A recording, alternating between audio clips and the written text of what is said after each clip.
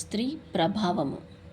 స్త్రీలు కలిగి ఉన్న గొప్ప ఆస్తుల్లో ప్రభావితం చేయడం అనేది ఒకటి.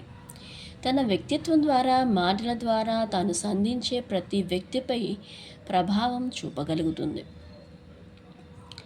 అటువంటి అసాధారణమైన శక్తి స్త్రీ యందున్నది. తన ప్రభావం ద్వారా ఒక వ్యక్తిని ఉన్నత శిఖరాలను ఎక్కించగలదు, లేదా భూ అగాధములోనికి కూడా నెట్టివేయగలదు.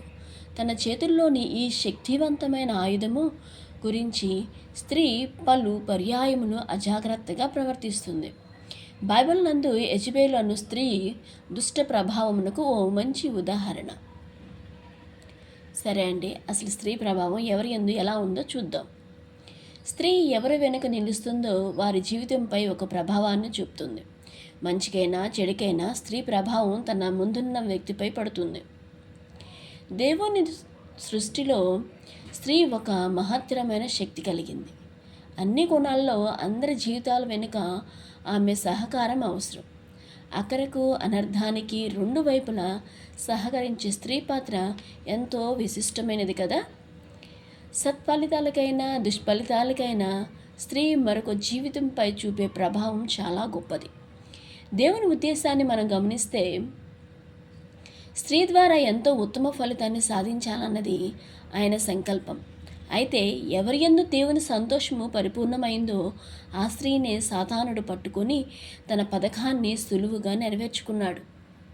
కనుక ఇటు దైవశక్తికి అటు దుష్టశక్తికి అవసరమైన స్త్రీ ఎంతో జాగ్రత్తగా తన పాత్రను దేవుని చిత్తములో కొనసాగించుకోవాలి. అది ఎరిగి ఉండుటే జ్ఞానము, వివేకము. తన వ్యక్తిత్వంతో ఎదుటివారిని ప్రభావితం చేయగల స్త్రీ పాత్ర ఎంతో ప్రత్యేకతను సంతరించుకుంది. అందుకే బైబిల్ గ్రంథము ఈ రీతిగా సెలవిస్తుంది: వివేకము లేని సుందర స్త్రీ పంది ముక్కున ఉన్న బంగారు కమ్మి వంటిది అని. కనుక వివేకము లేకుండా సౌందర్యము కలిగి ఉండటం వలన ప్రయోజనం ఏంటి? అందము మోసము, సౌందర్యము వ్యర్థము. యెహోవా యందు భయభక్తులు గల స్త్రీ కొనియాడబడును అని సామెతలు 31:31 పేర్కొనబడింది.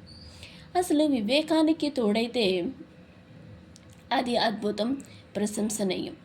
అప్పుడే దేవుని ఉద్దేశాలు సఫలీకృతం. ఈ వాస్తవాన్ని స్త్రీలందరూ కూడా జాగ్రత్తగా గ్రహించి గమనించాలి. జ్ఞాన వివేకములు లేని స్త్రీలు తమ ముందున్న వారిపై ఎట్టి ప్రభావాన్ని చూపుతారో కొందరు స్త్రీల జీవితాలను గమనించి సరిచేసుకునుట ఎంతైనా దీవెనకరము. చెల్లి వెనుక ఒక అక్క.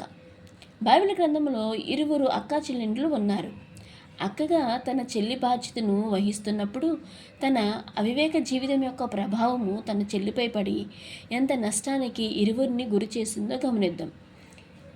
ఆదికాండము 19:31 దేవుని రక్షణ సంకల్పాన్ని, ఉన్నత ఉద్దేశాలను గ్రహించక సర్వలోక మర్యాదకు ప్రాధాన్యతనిచ్చి ఇటు దేవుని దృష్టిలో అటు మానవ దృష్టిలో చెయ్యరాని ఘోర కార్యాన్ని చేసి శాపానికి గురైంది.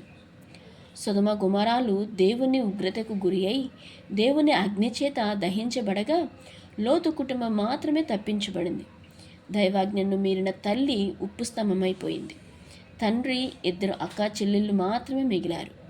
వివేకములేని లోకస్తురాలైన బుద్ధిహీనురాలైన అక్క చెల్లికి ఇచ్చే ఆలోచన బహు వింతైనది.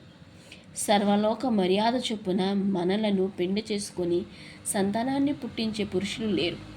కనుక ముసలివాడైన మన తండ్రితో సైనించి సంతానాన్ని పొందుదామని చెప్పింది.